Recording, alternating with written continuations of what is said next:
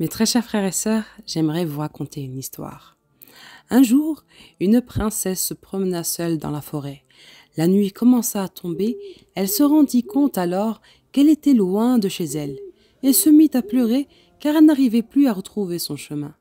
Seule dans cette forêt, elle avait froid, faim et très peur.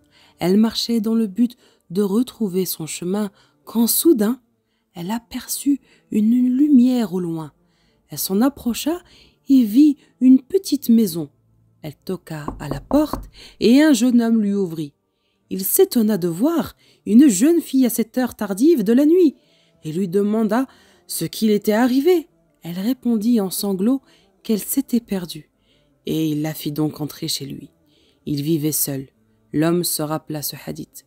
Le prophète Mohammed sallallahu alayhi wa sallam dit « Un homme ne peut pas s'isoler avec une femme sans avoir Satan pour troisième compagnon » rapporté par Ahmed at-Tirmidhi.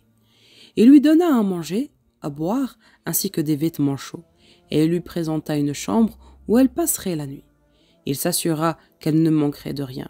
Puis il partit faire la prière. Shaitan lui dit de se dépêcher, car la princesse est seule dans l'autre pièce. C'est une belle fille, parfumée, séduisante. Pour combattre Shaitan, le jeune homme enchaîna une prière à la suite d'une autre pendant une bonne partie de la soirée. Mais Shaitan continua toujours à l'inciter à tenir compagnie à la princesse et à commettre un péché. C'est alors qu'il alluma une bougie, mit son doigt dans la flamme pendant quelques secondes jusqu'à ressentir une violente brûlure, puis retourna faire la prière jusqu'au lendemain matin. Comme il faisait jour, il reconduisit la princesse chez elle. Celle-ci raconta tout ce qui s'était passé à son père et lui dit qu'elle avait vu le jeune homme mettre son doigt dans la flamme d'une bougie et avoir très mal.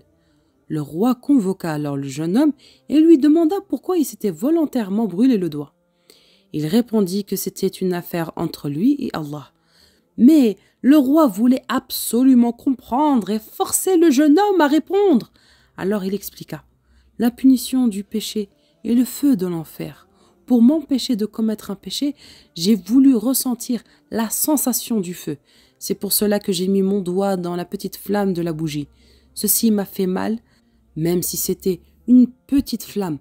Alors j'ai pu imaginer un petit instant la punition du feu de l'enfer. Le pauvre jeune homme avait le doigt tout brûlé. La princesse, qui avait tout entendu, se convertit à l'islam et, touchée par la délicatesse de ce jeune homme, l'épousa. Et attention, je précise qu'il s'agit, certes, d'une belle histoire, mais qu'il ne faut pas, bien sûr, se brûler soi-même, car seul Allah punit par le feu. En effet, il ne faut pas se faire du mal, mais plutôt se donner les moyens de ne pas commettre l'irréparable.